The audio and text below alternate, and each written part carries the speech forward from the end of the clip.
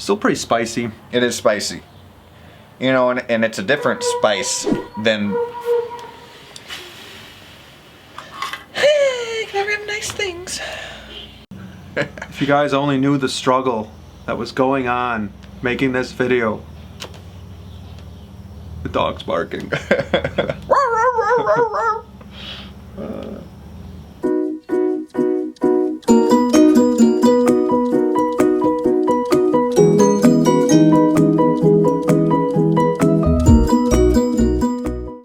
Hey everybody, welcome back to Simple Diversion. My name's Rob. And I'm Graham. And today we are smoking the Romeo by Romeo Y Julietta. Ooh, fancy. Fancy. This was a cigar that Romeo Rory told us that we should try, so we are giving it a shot right now. Yeah.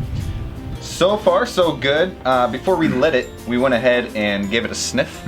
I got a lot of chocolate until Graham, you said. I was coming up with a lot of like a damp hay aroma. Right. You know. As soon as he said that, I got that whiff too. Yep. And then on the dry draw, I actually got a lot of spice, real sweet too. Yeah, I got a lot of sweetness. We're about 5 minutes in. Yeah. Kind of a wonky burn so far. I've had to touch it up once already, but you know, nothing terrible. Yeah, nothing bad. This is a Robusto stick, so I believe it's going to be 5x50 ring gauge. 5x50. I've never had the Romeo before. I've had a few Romeo Y Juliettas. I've had the normal and then the 1875. This was actually one of my father's favorite cigars. I'm not sure if it was this exact same one, but one of the Romeos. Long time ago.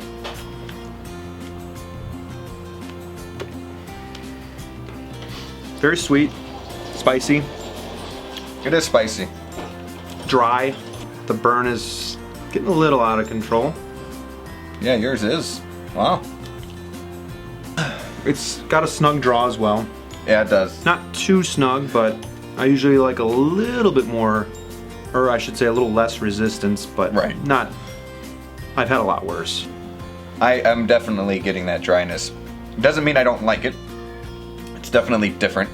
I wouldn't say it's my top up there, but it's definitely different. It's different from the ones we've had in the past videos. It almost seems like a spice bomb. I'm trying to compare it to the 1875, and that one is more woody flavors and earth, maybe even a little leather. I'm just trying to think back.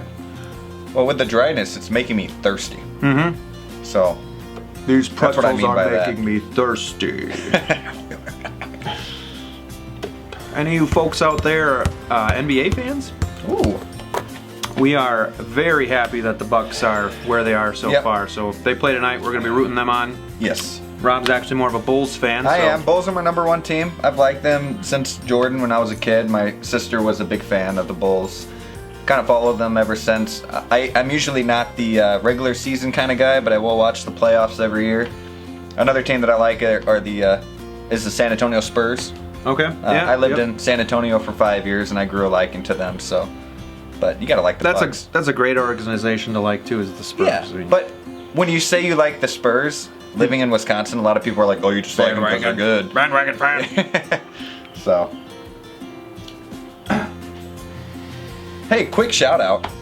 We gave a shout out to Romeo Rory, but we must give one also to For Pete's Sake, Have a Cigar. Yeah. You have been awesome, and your videos are tremendous. They're great. I love your background. You know, you have a lot of knowledge as well. So, and thank you for the shout out. Seems really easy going behind the camera. Has a lot of good information. Right. I suggest any of you guys that are subscribed to our channel hop over to his. Yes, definitely. And check out. We actually have him in our featured channel, so just click on it and you can go right to it. Yeah, and who knows? One of these days we will have that collaboration. So this Romeo cigar, the Robusto size, gonna run in line for about $8 a cigar. So not overly pricey. I think I saw a 5-pack for $38. That's not bad. The other thing that is happening right now is, and it's not too bad, I've actually had some that are worse than this, but the ash is starting to flower on me, which I don't tend to like because then it kind of blows in the wind and gets all over me, but it's holding on somewhat strong. Mine's not looking too bad. Yeah, yours looks a lot better. Just depends. So I was looking through my Cigar Aficionado magazine last night, and I saw the Big Smoke is going to be in Las Vegas this fall. I think November. Las Vegas. That would be something that I'd be interested in going to. Yeah. I think that'd be a lot of fun. but I don't know how realistic that is, being right. airfare. And we were looking at whiskey, you know, testing. Yeah, and some whiskey festivals there too. Yeah, we were looking at some of that around the area too. We found a couple, not really big ones, but I mean, going to those events, and for you other YouTubers out there that are trying to grow your channel, that is a great way to do it. We have not done that yet, but we plan on going to some festivals when we have the time, you know, and at the right time, we'll try that. Yeah, I think there was one in New York. I don't remember the name of it, but it's like $250 to get in, and then they had just a whole page listed of whiskeys that you can try just for Wasn't it free. just Whiskey Festival in New York City? It could have been. Like that? I don't know. That'd be a lot of fun, but yeah. I've never done anything like that. But then you got to pay a few $100 for the ticket, $250 to get in, pay Travel, for the stay. hotel. Yeah, it adds up. That would pretty much have to be like your yearly vacation, I would think. Yep. But I've never gone to Vegas. I've never had an inkling to go to Vegas just because I don't gamble. Yeah. But I think going to the Big Smoke would be a lot of fun. That would be a lot of fun. And I know a lot of the big people go there. Cigar Vixen, Rocky Patel is always there. You know, a bunch of the cigar manufacturers are always present. Right, and that would be a great event to go to. Meet all these new people, so, you know, see what they like to smoke, try out new things. Not getting a whole lot of smoke off of this guy. Could be because of the resistance that I'm getting.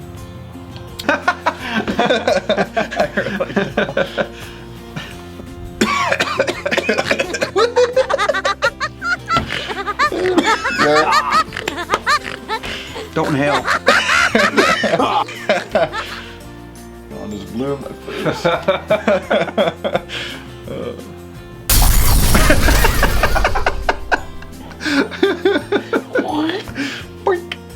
We are a little bit further down, about an inch.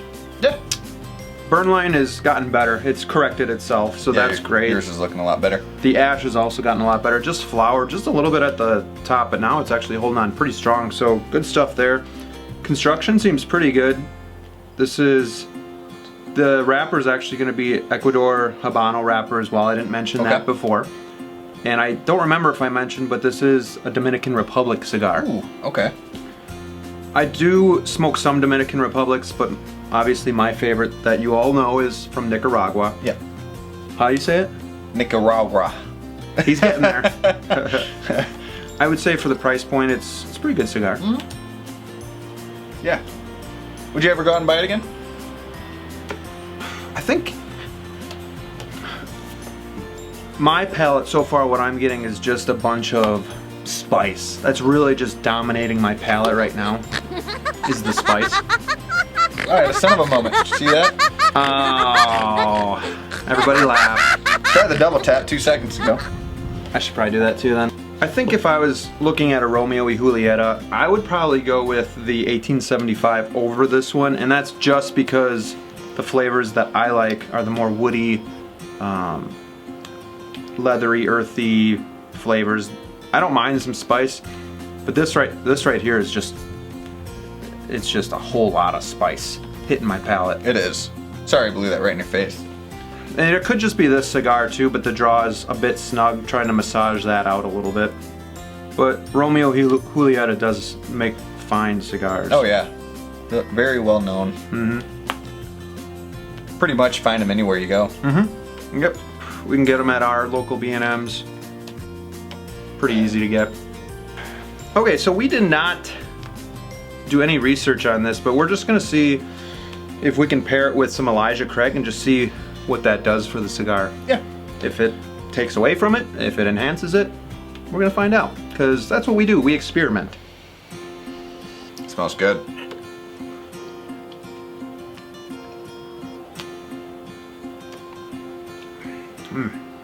We were just trying to think of something to pair with the spiciness, what we can kind of have go with that. So we thought, let's dig around, and came across the Elijah Craig. Let's see what we get. I wouldn't say it's the best pairing. No, but I think it does balance out the spiciness a little bit. It does a little bit, for me. yeah. Makes me enjoy the cigar a little bit more. I know some people would like us to do some reviews on beer as well.